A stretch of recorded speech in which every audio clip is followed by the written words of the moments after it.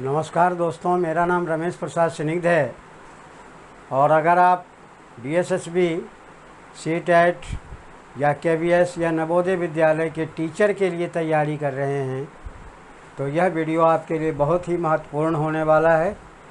और जो अंकल जी एकेडमी है आपको पूरा चाइल्ड साइकोलॉजी एंड पेडागोजी का सीरीज देने जा रहा है।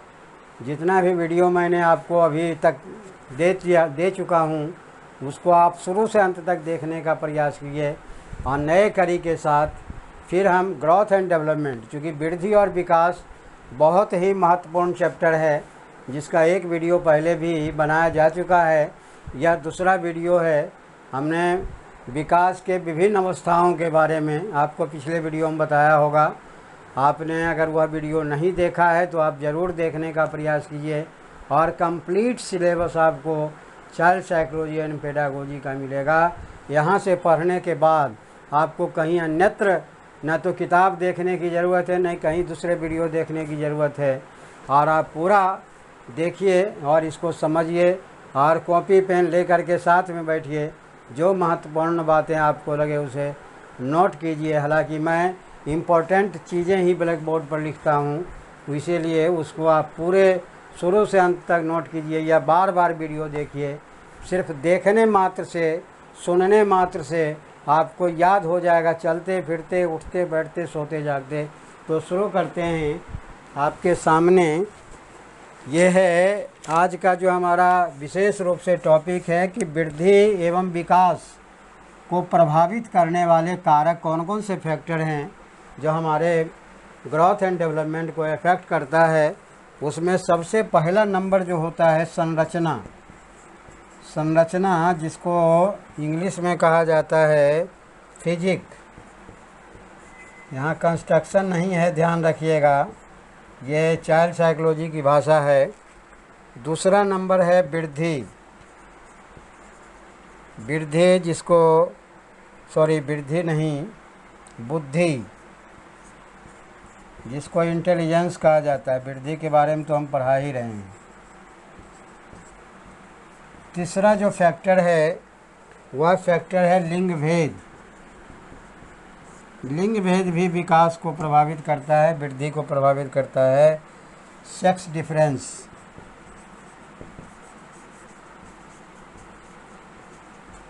इसके बाद फोर्थ नंबर है, फोर्थ नंबर में आपका है स्नायु मंडल। स्नायु मंडल जिसको इंग्लिश में कहा जाता है nervous system. Nervous system, biology में इसको तंत्रिका तंत्र भी कहा जाता है। स्नायु मंडल यह हमारे वृद्धि विकास में अहम रोल, चूँकि हमारा जैसे ही नर्व सेल बोलते हैं तो हमारे ब्रेन से कनेक्ट हो जाता है।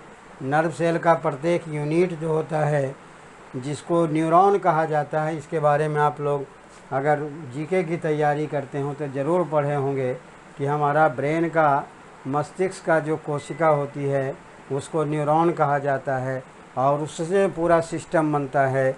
दैट इज़ कॉल्ड स्नायु मंडल, जिसको नर्वस सिस्टम कहते हैं। नंबर 5 में आता है अंतःस्रावी ग्रंथियाँ। अंतःस्रावी ग्रंथियाँ जिसको इंग्लिश में कहा जाता है इंडोक्राइन ग्लैंड। देखिए, अगर आप वृद्धि विकास पढ़ रहे हैं तो बायोलॉजी के बहुत सारे टेक्निकल टर्म यहाँ यूज होता है। अंतःस्रावी ग्रंथियाँ का हमारे लाइफ में बड़ा महत्व है। वृद्धि और विकास में इसका विशेष रूप से महत्व होता है। कई तरह के अंतःस्रावी ग्रंथियाँ हैं। अगर आप बायो में पढ़ेंगे तो बहुत तरह की ऐसी ग्रंथि है जिसमें विशेष रूप से एक पूछा जाता है पीयूष ग्रंथि, जिसको पिट्यूटरी ग्लैंड कहा जाता है और यह एक मास्टर ग्लैंड है। और इस ग्लैंड जो होते हैं इंडोक्राइन ग्लैंड, ये डक्टलेस ग्लैंड कहलाते हैं, नलिका विहीन ग्रंथि कहलाती है। इसकी नलिका नहीं होती है। यह जहाँ पर जैसे ज़रूरत है, हमारे गले में मैं बोल रहा हूँ यहाँ भी एक थायराइड ग्लैंड है जो इंडोक्राइन ग्लैंड है। यहाँ से थायरोक्सिन हार्मोन निकलता है। इंडोक्राइन से थायरोक्सिन हार्मोन, अगर किशोरावस्था में बच्चा जाता है तो आवाज़ में अंतर होने लगता है। लड़के को दाढ़ी मूंछ हो जाती है, लड़कियां का जो है कंधे और वक्ष स्थल में वृद्धि होती है। इसके पीछे कहीं न कहीं हार्मोन का अहम रोल है। और हार्मोन जो होता है वह एंडोक्राइन ग्लैंड, इसीलिए वृद्धि विकास में इसका बहुत ही अहम रोल होता है। ये 5 जो हैं मुख्य कारक हैं जो हमारा वृद्धि और विकास को प्रभावित करने वाला कारक है। और यह जो कारक है ये वंशानुगत कारक कहलाता है। इसको वंशानुगत कारक कहलाता है, वंशानुगत कारक कहते हैं। यानी आप इसको कह सकते हैं इंग्लिश में हेरिडिटी फैक्टर कहलाता है, हेरिडिटी फैक्टर। ये जो 5 कारक हैं वह हमारे वृद्धि और विकास को प्रभावित करता है। उसमें फिजिक है, इंटेलिजेंस है, सेक्स डिफरेंस है, नर्वस सिस्टम है और एंडोक्राइन ग्लैंड है। ये सारी चीज़ें हमारे वृद्धि और विकास को प्रभावित, जिसको वंशानुगत कारक कहा जाता है। आपके क्वेश्चन किस तरह से एग्ज़ाम में पूछे जाएंगे? एग्ज़ाम में पूछा जाएगा, आपसे दिया रहेगा कि निम्नलिखित में कौन वंशानुगत कारक नहीं है दिया हुआ। उसमें 3 मान लो यहीं से उठा लिया और एक जो है पर्यावरण से ले लिया, पर्यावरणीय कारक ले लिया, तो जो नहीं है उसको निकालना है तो आराम से निकाल लेंगे। या 4 में 3 पर्यावरण कारक दे दिया और एक वंशानुगत कारक दे दिया। अगर ये 5 पॉइंट आपको याद है तो आप आराम से आंसर निकाल सकते हैं। इसीलिए याद करना बहुत ज़रूरी है। इसके बाद आता है दूसरा जो फैक्टर है, ये पहला फैक्टर वंशानुगत कारक हो गया। दूसरा जो फैक्टर है वह पर्यावरणीय कारक, पर्यावरणीय कारक। पर्यावरणीय कारक को कहा जाता है इंग्लिश में इन्वायरमेंटल फैक्टर। देखिए, विकास, वृद्धि और विकास में पर्यावरण का भी बड़ा रोल है। उसमें क्या कौन कौन से कारक होते हैं? एक तो आपका पौष्टिक भोजन है। पौष्टिक भोजन, देखो पौष्टिक भोजन अगर मिलता है तो वृद्धि और विकास जो है बहुत ज़्यादा इससे प्रभावित होती है। Food nutrient. दूसरा नंबर है इसमें अभ्यास एवं क्रियाकलाप। अभ्यास एवं क्रियाकलाप, यह भी वृद्धि और विकास को प्रभावित करता है। अभ्यास का मतलब हो गया प्रैक्टिस एंड एक्टिविटी। देखो, जैसी एक्टिविटी होती है उसी तरह का विकास होता है। अब एक बच्चा खेल के मैदान में एक्सरसाइज बहुत करता है तो ऑटोमेटिक है कि उसका जो फिजिकल स्ट्रक्चर होगा वह स्ट्रांग भी होगा, उसका विकास भी होगा। एक बच्चा जो अपने ब्रेन का ज़्यादा इस्तेमाल करता, पढ़ाई ज़्यादा करता है, तो फिजिकली वह वीक हो सकता है लेकिन मेंटली वह स्ट्रांग होगा। एक बच्चा है जो सोशल वर्क में ज़्यादा ध्यान देता है, समाज के कामों में ध्यान देता है, तो उसका सामाजिक विकास ज़्यादा होगा। तो यह डिपेंड करता है, ये इसीलिए पर्यावरणीय कारक। तीसरा है दुर्घटना।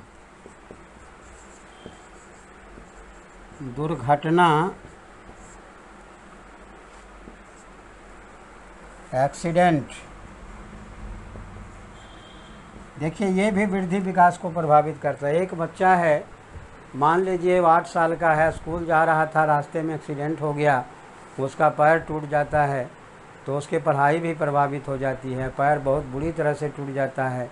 या किसी का आँख में चोट लग गया, अंधा हो गया। बचपन में ऐसे बहुत सारी घटनाएं देखने को मिलती है। या मान लीजिए उसका हार्ट में प्रॉब्लम हो गया, उसके किडनी में प्रॉब्लम हो गया, या छोटे बच्चे को डायबिटीज़ हो गया, तो वह उसके पूरे लाइफ में, क्योंकि कहा जाता है, अरस्तु ने कहा था कि स्वस्थ शरीर में ही स्वस्थ मस्तिष्क का वास होता है। तो उस व्यक्ति का अगर बचपन में ही शारीरिक विकलांगता आ गई, अपंगता आ गई, तो उसका एजुकेशन सिस्टम पूरा प्रभावित हो जाता है और वह बच्चा जो है के विकास और वृद्धि में बाधाएं उत्पन्न हो जाती है। उसके बाद स्कूल का पारिवारिक वातावरण नंबर 4 में है। पारिवारिक वातावरण, देखो फैमिली इन्वायरमेंट का भी वृद्धि और विकास में बहुत ही महत्वपूर्ण रोल है, यानी पारिवारिक पृष्ठभूमि अगर अच्छी है, अच्छी का मतलब है सज्जन लोग हैं, सुशील हैं, सुदृढ़ हैं, सज्जन हैं, तो उनके उसका इफ़ेक्ट जो है उनके बच्चों पर पड़ता है। तो यह भी बहुत बड़ा कारक है जो वृद्धि और विकास को प्रभावित करता है। स्कूल का वातावरण, स्कूल का वातावरण यानी स्कूल इन्वायरमेंट, स्कूल इन्वायरमेंट का भी बड़ा महत्व है। इसीलिए लोग यही सोचते हैं, जो संपन्न लोग हैं, कि मेरा बच्चा अच्छे से अच्छे स्कूल में पढ़े। जो गरीब है उसका तो बेचारा सरकारी स्कूल सहारा है, लेकिन सरकार की यह जिम्मेवारी होती है कि सरकारी स्कूल की स्थिति में सुधार किया जाए, ताकि जो बच्चे सरकारी स्कूल में आते हैं, क्योंकि हमारे पर इंफ्रास्ट्रक्चर की कमी नहीं है, सरकार के पास पैसे की कमी नहीं है, बस सही जगह और सही लोगों के माध्यम से अगर पैसा खर्च हो तो स्कूल का वातावरण अच्छा होता है, तो बच्चे के विकास और वृद्धि प्रभावित होते हैं और बच्चा आगे निकल सकता है। छठा जो है बचपन के अनुभव, बचपन के अनुभव चाइल्डहुड एक्सपीरियंसेस, चाइल्डहुड एक्सपीरियंसेस। देखिए, बचपन का जो अनुभव होता है वह वृद्धि और विकास को बहुत प्रभावित करता है। एक बच्चा जो जन्म में वैसे परिवार में जन्म लेता है जो दमित परिवार है, गरीब है, लाचार है, अभाव की ज़िंदगी, तो वह बच्चा दमित होता है, कुंठित होता है, उसकी सोच छोटी होती है। वह बच्चा IAS IPS बनने के बारे में नहीं सोचता है, वह सोचता है कि पहले परिवार को एक क्लर्क बन करके ही अपना परिवार का भरण पोषण करें। तो यह परिवार का जो बच्चे का जो अनुभव होता है बचपन का, वह भी वृद्धि और विकास को प्रभावित करता है। इसके बाद मित्र एवं पड़ोस का वातावरण, मित्र एवं पड़ोस का वातावरण। देखिए, फ्रेंड्स एंड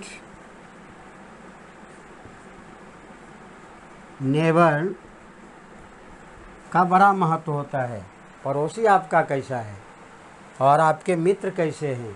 अगर आपका मित्र अच्छा है, चरित्रवान है, व्यवहार कुशल है, तो ऑटोमेटिक है कि उस बच्चे का विकास और वृद्धि उसी ढंग से होगा जैसा उसका माहौल है। इसीलिए पड़ोसी का भी अच्छा होना बहुत ज़रूरी है और अच्छे मित्र का होना भी ज़रूरी है। तो यह जो है देखा आपने कि शुरू में वंशानुगत कारक थे और नीचे पर्यावरणीय कारक है। यह दोनों मिल करके ही वृद्धि और विकास को प्रभावित करता है। तो ये है आपका। अब हम विभिन्न अवस्थाओं में, अब जो हम बताने जा रहे हैं बड़ा इम्पोर्टेंट चीज़ है। इसका एक एक पॉइंट जो है आपका एक एक क्वेश्चन बनता है, उसको ध्यान से आप देखेंगे और ध्यान से सुनेंगे कि बाल्यावस्था में, किशोरावस्था में और शैशवावस्था में विकास किस तरह से होता है और किस स्टेज में कितना होता है। यह हम कंपैरिजन करेंगे और उसको जो है उसी तरह से लर्न करने का प्रयास कीजिएगा, बार बार पढ़ने का प्रयास कीजिएगा, उस पर बेस्ड क्वेश्चन को सॉल्व करने का प्रयास कीजिएगा, आपका काम हो जाएगा। विभिन्न अवस्थाओं में विकास, विभिन्न अवस्थाओं में विकास। हम अलग अलग पहला नंबर में हम कॉलम बनाते हैं, पहलू, फिर आपका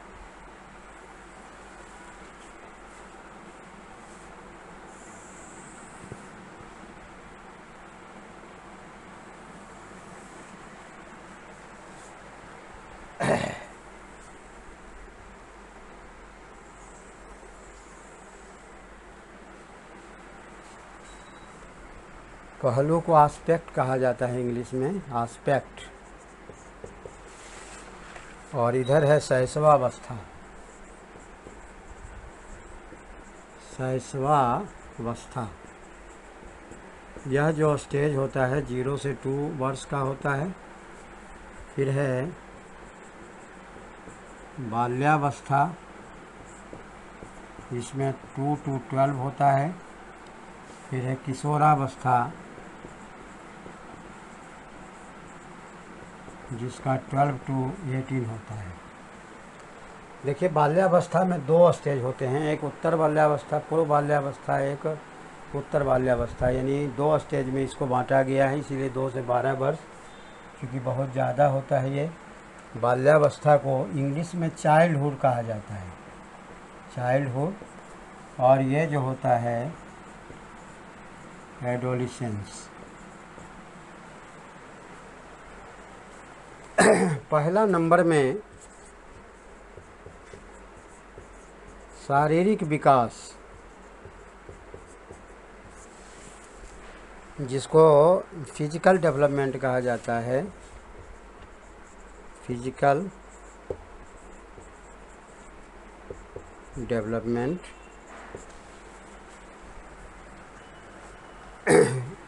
शैशवावस्था में जो शारीरिक विकास होता है वह तीव्र गति से होता है।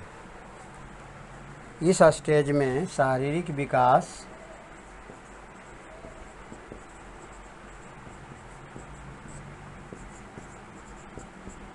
तीव्र गति से होती है। अब जैसे बच्चा जब जन्म लेता है तो उसका नॉर्मल जो चाइल्ड का हाइट होता है वह 20 इंच के करीब होता है। अगर सेंटीमीटर में समझें तो 50 सेंटीमीटर या 51 सेंटीमीटर होता है। 1 साल के बाद ही वह बच्चा जो है 30 इंच का हो जाता है, यानी 50% का ग्रोथ होता है। तो यह जो विकास का क्रम माना जाएगा वह तीव्र गति से माना जाएगा। लड़के और लड़कियों के बीच में 1 इंच का अंतर होता है। लड़का जो है 20 इंच का होता है नॉर्मल, और लड़की का 19 इंच माना जाता है। ये नॉर्मल की बात बता रहा हूँ। ऐसे तो मान लो अब कुछ बच्चा ऐसा है जो 20 की जगह 25 इंच का भी हो सकता है, और लड़कियाँ 24 इंच की भी हो सकती है। लेकिन कोई भी नियम जब बनाया जाता है तो नॉर्मल चाइल्ड पर ये प्रयोग किया जाता है। तो शारीरिक विकास जो होता है शैशवावस्था में तीव्र गति से होता है। और बाल्यावस्था में जो होता है शारीरिक विकास में स्थिरता आ जाती है। शारीरिक विकास में अस्थिरता आ जाती है, यानी इसमें विकास होता है, ऐसा नहीं है कि विकास, लेकिन बहुत तीव्र गति से नहीं होता है। देखेंगे आप, देखे होंगे अपने आस पड़ोस में कि 12 साल तक बच्चा बिल्कुल ठीक ना दिख रहा था, लेकिन जैसे 13वां साल में पहुंचता है उसके बाद एकाएक लंबाई उसकी 9-10 में जब पहुंचता है तो लंबाई बहुत बढ़ जाती है। उसके पीछे यही कारण है कि किशोरावस्था में एकाएक वृद्धि दर जो है बहुत तीव्र हो जाती है और एक समय सीमा के बाद वृद्धि जो है स्टॉप हो जाती है। यानी अगर किसी की हाइट बढ़ना है तो 18 साल तक उसका माना जाता है कि हाइट जो है जितना होना हो जाएगा। उसके बाद अगर कुछ बढ़ता है तो फिजिकल एक्सरसाइज से 1-8 इंच का फ़र्क पड़ सकता है, लेकिन उससे ज़्यादा वृद्धि नहीं हो पाता। हाँ, उसका फिजिकल स्ट्रक्चर, मांसपेशियाँ बढ़ जाती है, मोटापा बढ़ जाता है, मसल्स वगैरह बढ़ जाते हैं, वह डिपेंड करता है उसके एक्सरसाइज पर। किशोरावस्था में क्या होता है, विकास तीव्र गति से होता है। इसमें जो विकास है, विकास तीव्र गति से होता है। उसका कारण है कि किशोरावस्था में यौवन आरंभ का लक्षण जो होता है, यौवनारंभ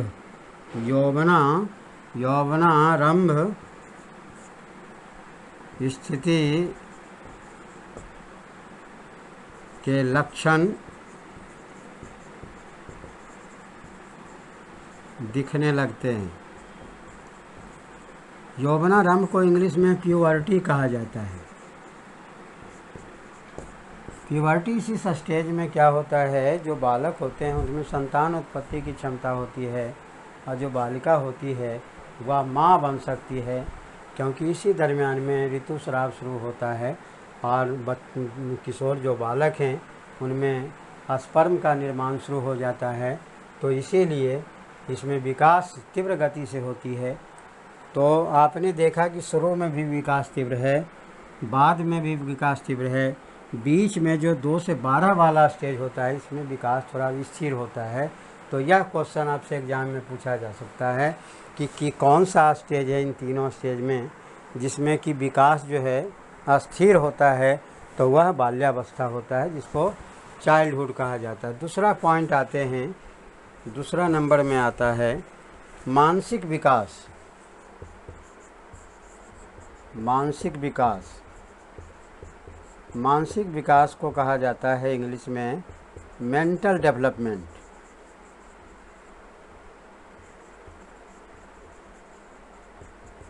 मानसिक विकास जो होता है शैशवावस्था में ध्यान, चिंतन, मनन, संवेदना जिसको इमोशन कहा जाता है, प्रत्यक्षीकरण आदि से विकास में तीव्रता। अब देखिए छोटे बच्चे जो हैं, जब बच्चा शैशवावस्था में होता है तो देखेंगे किसी चीज़ को बहुत गौर से देखते रहता है। जब वह देखना शुरू करता है तो ध्यान और स्मरण किसी चीज़ को जो है उसको याद भी रहता है बच्चे को। जब वह बोलना शुरू करता है तो बार बार एक ही चीज़ बात को रिपीट करते रहेगा और उसको उसमें मज़ा आता है। कोई वस्तु है, खिलौना है, उसको बार बार बजाने में उसको मज़ा आता है। या खिलौना को फेंक दिया, विरोध प्रकट करना होता है उसको। अगर बेड पर है, टॉयलेट लगा हुआ है तो रोना शुरू कर देता है, भूख लगा हुआ है तो रोना शुरू कर देता है, प्यास लगा रहता है तो भी रोना शुरू करता है, या हाथ पैर मारने लगता है।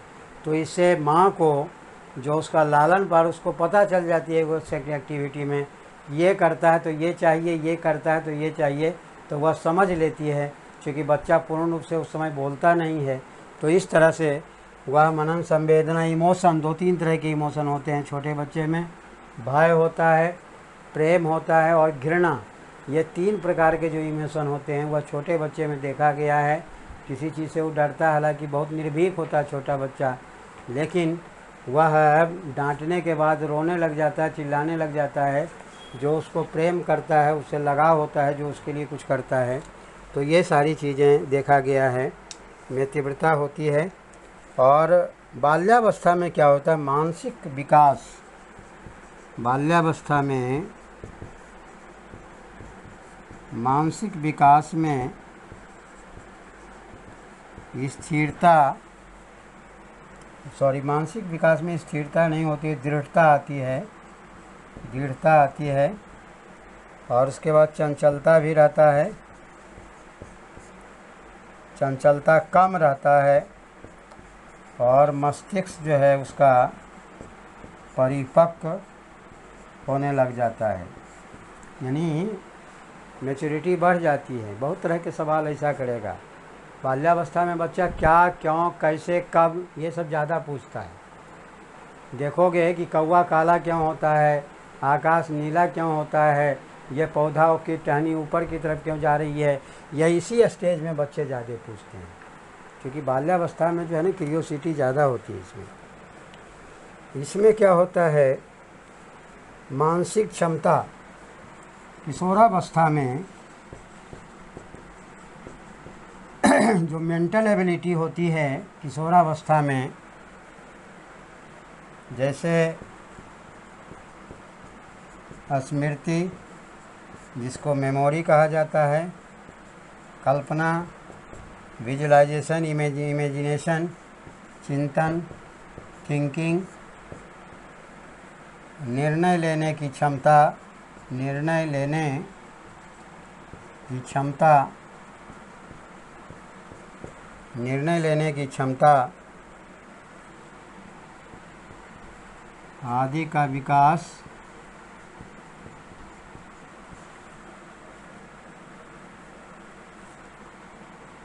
एवं किशोर एवं किशोरियों के बीच विपरीत मानसिक दशाएं उत्पन्न होती है। देखिए, जो ये किशोरावस्था में होता है, मेमोरी पावर सबसे तीव्र होती है, क्योंकि याद करने की क्षमता किशोरावस्था में सबसे ज़्यादा होता है। इसीलिए एडोलिसेंस पीरियड को कई विद्वानों ने गोल्डन एज कहा है।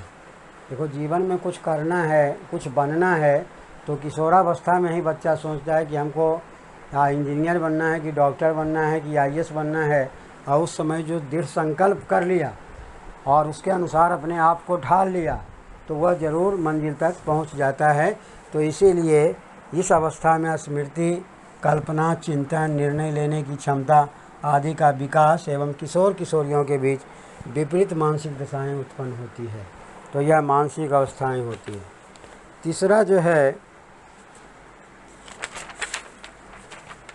तीसरा है सामाजिकता।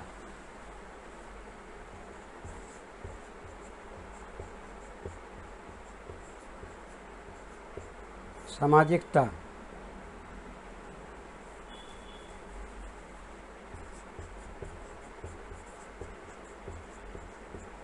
सामाजिकता जिसको कहा जाता है सोशल एबिलिटी। Social ability. देखो, शैशवावस्था में सामाजिकता का विकास बिल्कुल नहीं के बराबर होता है। वह अपने माँ बाप को ही उस अवस्था में पहचान लेता है, थोड़ा बहुत रिलेशन को पहचानने लगता है जो बार बार उसको प्यार करता है। तो इस अवस्था में जो है प्रारंभ में सामाजिकता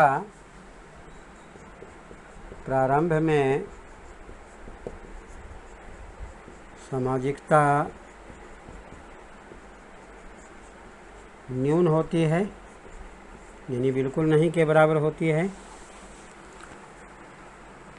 परंतु 2 वर्ष तक वह अपने परिवार को पहचानने लगता है। क्योंकि 2 वर्ष तक जो है बच्चा 1 साल के बाद ही, क्योंकि माँ बार बार बताती है, जब वो बोलना शुरू, ये दादी हैं, ये दादा हैं, ये चाचा हैं, ये ताऊ हैं, ये अंकल हैं, ये बाबा हैं, तो ये दादी है, यह सब सीख जाता है 1 वर्ष के बाद बच्चा। तो अपने परिवार को पहचानने लगता है। कोई अननोन आदमी बार बार उसके घर में आता है, तब उसके माँ या पिता कहते हैं, ये अंकल जी हैं, ये तुम्हारे चाचा हैं। क्योंकि आजकल शहर में क्या है, अंकल और चाचा में दोनों में अंतर बता देते हैं। कहते हैं कि अगर मान लो तुम्हारे पापा का भाई है तो वह चाचा हुए, और कोई बाहर से मिलने आया तो उसको अंकल जी, जबकि चाचा को इंग्लिश में अंकल कहा जाता है। तो यह कंसेप्ट बच्चों के दिमाग में शुरू में डाला जाता है, जो बहुत दिन तक रहता है। फिर बाद में वह हटता है और नहीं भी हट पाता है, क्योंकि वह जनरल अगर बस में सफ़र कर रहा हो या ट्रेन में कर रहा हो, कोई भी आदमी को, या दुकान पर सामान लेने गया, उसको अंकल जी बोलते हैं, अंकल जी बोलते हैं, भाई साहब बोलते हैं, लेकिन ज़्यादातर लोग अंकल बोलते हैं। कोई महिलाएं जा रही है उसको आंटी बोल देते हैं, जबकि आंटी का मतलब चाची होता है, यानी तुम्हारे पिताजी के भाई की पत्नी। तो तुम्हारे पिताजी के भाई दुकानदार नहीं है, लेकिन तो पर भी आंटी, तो कॉमन भाषा में अंकल आंटी बोला जाता है। इस अवस्था में जो बाल्यावस्था होती है, इस अवस्था में बालक विद्यालय में प्रवेश करता है। बालक विद्यालय में प्रवेश करता है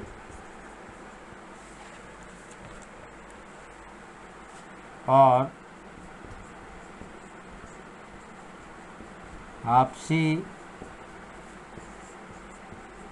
सहयोग से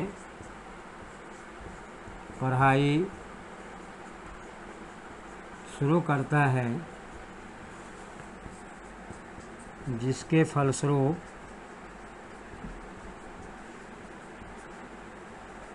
सामाजिकता का विकास होता है, सामाजिकता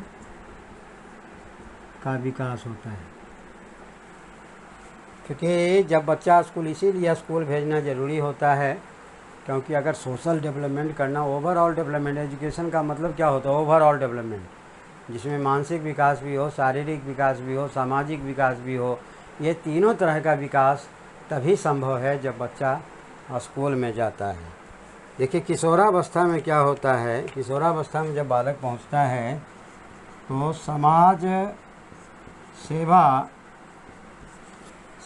सेवा की प्रबल भावना, समाज सेवा की प्रबल भावना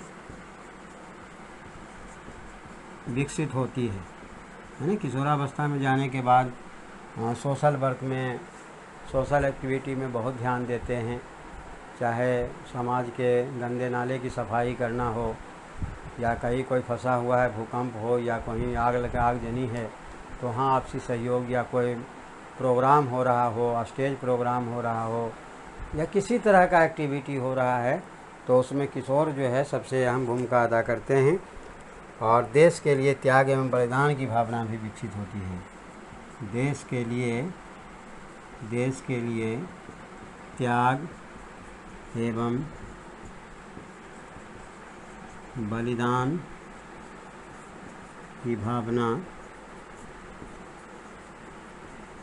विकसित होती है। यही कारण है कि अगर आप इतिहास जब पढ़ेंगे तो चाहे चंद्रशेखर आज़ाद ले लें, ये राजगुरु ले लें, या भगत सिंह ले लें, ये सब बिल्कुल यंग थे, यंग ब्लड थे। किशोरावस्था में ही देश के प्रति इन्होंने अपने आप को समर्पित कर दिया और अपना बलिदान किया।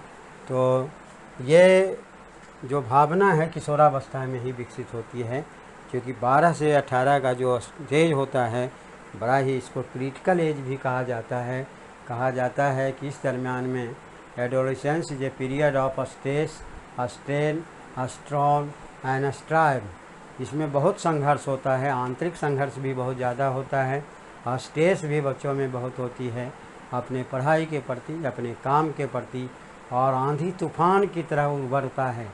इस दरमियान में बच्चे जो किशोरावस्था में होते हैं, इनका अगर कोई विरोध करता है तो उन्हें बहुत जल्दी गुस्सा भी आ जाती है, और इसको किसी का विरोध पसंद नहीं है, यहाँ तक कि अपने पेरेंट्स का भी विरोध पसंद नहीं है। इसीलिए इस स्टेज को, किशोरावस्था को बचा करके रखना बहुत ही ज़रूरी होता है। और इस दरमियान में अगर बच्चा संभला हुआ है तो आगे जा कर के वो कुछ भी कर सकता है। अब आते हैं ये 4th नंबर में,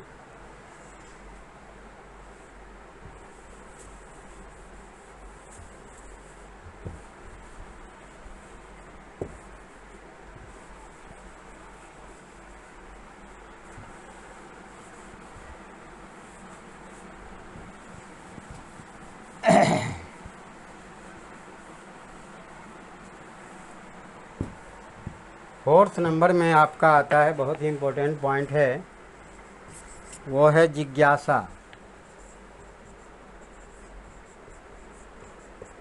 जिसको इंग्लिश में कहा जाता है क्यूरियोसिटी।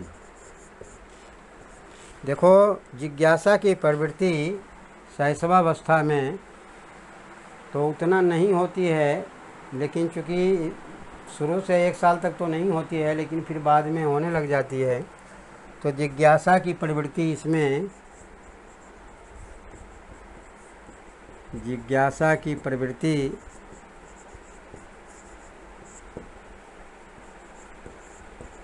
कुछ कम होती है, लेकिन इस अवस्था में, बाल्यावस्था में, जिज्ञासा की प्रवृत्ति बहुत अधिक होता है। इस स्टेज में जब बच्चा रहता है तो इस अवस्था में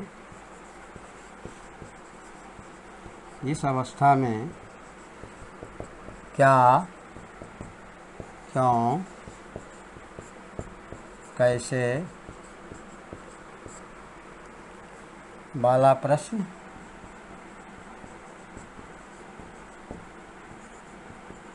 बहुत अधिक पूछता है। देखो एग्जाम में क्वेश्चन पूछा जाता है कि कौन सा स्टेज है जिस स्टेज में क्या, क्यों, कैसे वाला प्रश्न बच्चे अधिक पूछते हैं, तो वह जो है वह बाल्यावस्था है, याद रखिए। क्योंकि शैशवावस्था में क्यों, कैसे, कब उतना, क्योंकि बच्चा छोटा दिमाग है, वो मस्तिष्क खाली पड़ा हो उतना नहीं, लेकिन जब बाल्यावस्था में जैसे प्रवेश करता है बच्चा तो क्यों, क्या, कैसे वाला बहुत अधिक प्रश्न पूछता है। और जब वह बच्चा ये एडोलेसेंस पीरियड में पहुंचता है तो इसमें तर्क वितर्क करता है, तर्क एवं वितर्क, तर्क एवं वितर्क, वितर्क के द्वारा विषय को समझता है। क्योंकि तर्क करने की प्रवृत्ति जो होता है वह किशोरावस्था में ज़्यादा आ जाती है। ठीक है। इसके बाद है संवेगों का प्रदर्शन। अगला पॉइंट है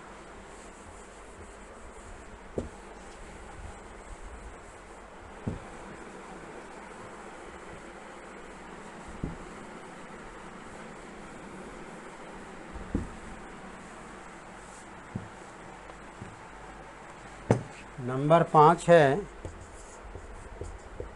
संवेगों का प्रदर्शन, यानी इमोशनल एक्सप्रेशन, इमोशनल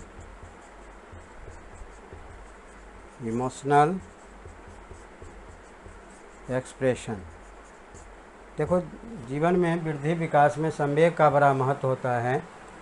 और संवेग जो होता है प्रारंभ में जो होता है, प्रारंभिक स्टेज में,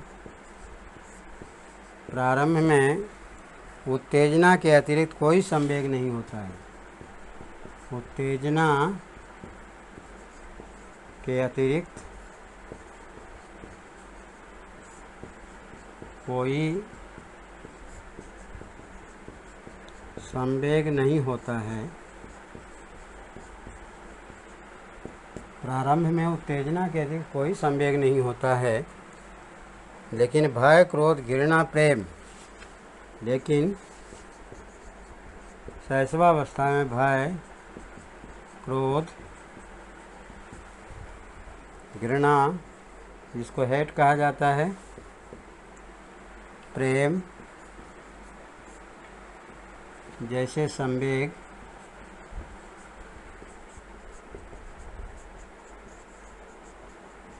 विकसित हो जाते हैं, है ना। ये जो है इनिशियल स्टेज में भय, क्रोध, घृणा, प्रेम, ये जो है विकसित हो जाता है। यह एक प्रकार का संवेग। संवेग कई तरह के हैं। आगे हम संवेग चैप्टर ही एक है इमोशन, जिसमें आपको बताएंगे कि ऐसे जनरली कई विद्वानों ने 14 प्रकार के संवेग बताया है, लेकिन संवेगों की संख्या 14 नहीं बल्कि 50 तरह के संवेग होते हैं। लेकिन 14 जो मुख्य है जिसके बारे में हम चर्चा करेंगे, संवेगात्मक अस्थिरता प्रतीत होती है। इसमें जो है ना बाल्यावस्था में संवेगात्मक स्थिरता प्रतीत होती है, यानी बाल्यावस्था में ज़्यादा संवेग उत्पन्न नहीं होता है। बच्चों में होता है, कम होता है। और किशोरावस्था में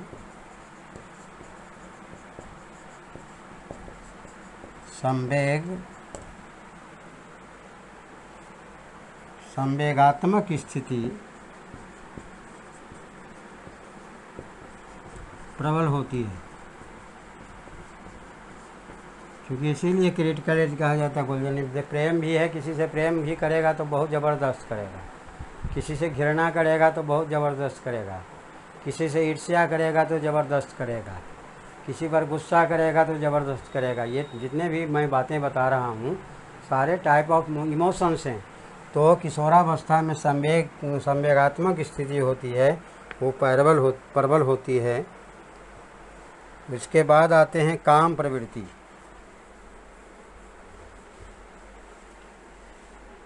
नंबर 6 है काम प्रवृत्ति, जिसको इंग्लिश में कहा जाता है सेक्स टेंडेंसी। देखो, एक मनोवैज्ञानिक थे, हालांकि वह एक पादरी भी थे, सिगमंड फ्राइड का नाम आप लोग सुने होंगे। वह एक मनोचिकित्सक थे, डॉक्टर थे। तो सिगमंड फ्राइड ने कहा था कि काम प्रवृत्ति जो होता है छोटे बच्चे में भी प्रबल होता है। शैशवावस्था से ही काम प्रवृत्ति शुरू हो जाती है। कैसे होती है देखिए, शैशवावस्था में ही फ्राइड के अनुसार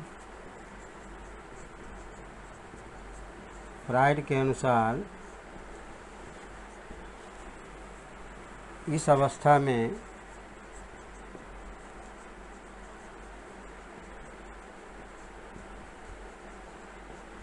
काम प्रवृत्ति प्रबल होती है। जब छोटा बच्चा अपने माँ का स्तन से दूध का पान करता है तो उसे बहुत आनंद आता है, वहाँ उसकी काम भावना संतुष्ट होती है। हाथ पैर मारता है या अपने माँ के स्तन को पकड़ करके आनंदित होता है। तो इसमें सिगमंड फ्राइड ने कई ऐसा एक्सपेरिमेंट किया था जिसे पता चला था। और हाथ पैर और अंगूठे को चूसना देखेंगे छोटे बच्चे में, वह भी काम वासना को संतुष्ट करने के लिए ऐसा करता है। लोग इस चीज़ को नहीं समझ पाते हैं और सोचते हैं कि भाई बच्चा जो है कि गंदी आदत है, लेकिन यही है, जब काम वासना बच्चे के अंदर में उत्पन्न होती है तो अंगूठा चूस करके आनंद लेता है या माँ के दूध पी करके आनंद लेता है। तो ये चीज़ें जो है सिगमंड फ्राइड ने कहा था। तो हाथ पैर अंगूठे यानी जो कामुकता का क्षेत्र होता है, मुख एवं गुदा, कामुकता का जो क्षेत्र होता है वह मुख एवं गुदा होता है। यह क्वेश्चन एग्ज़ाम में भी आपसे पूछा जा सकता है, पूछा गया है कि जो छोटे बच्चे जो शैशवावस्था में होते हैं उनमें जो काम प्रवृत्ति होती है, फ्राइड ने एक्सपेरिमेंट करके बताया और उसने प्रूफ करके भी दिखाया। तो वह जो प्रवृत्ति है वह मुख और गुदा माने शरीर के किस अंग में प्रतीत होता है, तो मुख से और गुदा से, ये दोनों से इसका प्रतीत होता है। और पूर्व बाल्यावस्था में क्या होता है देखिए, इसमें भाई मैंने बताया था कि 2 अवस्थाएं होती हैं। इस अवस्था में जो शैशवावस्था है, शैशवावस्था में काम प्रवृत्ति प्रबल होती है और काम प्रवृत्ति का जो मुख्य अंग है वह मुख और गुदा है। बच्चा माँ के स्तनपान जब करता है तो उस समय भी उसे सेक्स की संतुष्टि होती है, काम वासना संतुष्ट होता है। और बच्चा जब अपना अंगूठा चूसता है उस समय भी उसे काम की जो भावना है इंटरनल, वह जो है संतुष्ट होती है। और बाल्यावस्था में लड़कों में पूर्व बाल्यावस्था में लड़कों में माँ के प्रति ज़्यादा प्रेम होता है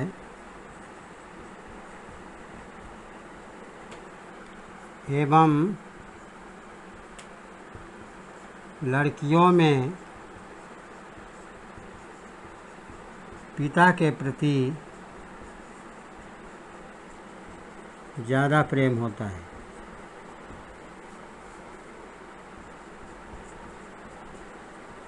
जनरल टेंडेंसी है, लेकिन कुछ अपवाद भी होते हैं। तो अपवाद तो सारे नियम के होते हैं, लेकिन ऐसा देखा गया है कि पूर्व बाल्यावस्था में लड़कों में माँ के प्रति ज़्यादा प्रेम होता है और लड़कियों में पिता के प्रति ज़्यादा प्रेम होता है। और यह जो प्रेम होता है एक ग्रंथि होती है जिसको कहा जाता है ओडिपस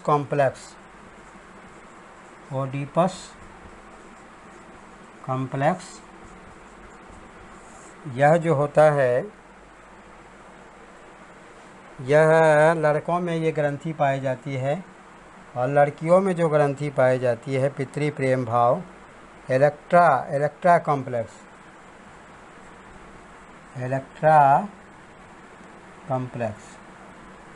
यानी यह क्वेश्चन भी पूछा जा सकता है कि कौन सी ग्रंथियाँ उस समय विकसित होती हैं। तो लड़कों में ओडिपस कॉम्प्लेक्स और लड़कियों में इलेक्ट्रा कॉम्प्लेक्स, जिसके वजह से ऐसा होता है, यह प्रवृत्ति आती है। इस अवस्था में जो यौन आवेश होता है वह सुषुप्त होता है, सुप्तावस्था में होता है। इसमें जो यौन आवेश होता है, यौन आवेश वह सुषुप्ता अवस्था में होती है, यानी ज़्यादा एक्टिव नहीं होती है। जो किशोरावस्था का जो पीरियड आता है, यौन आवेश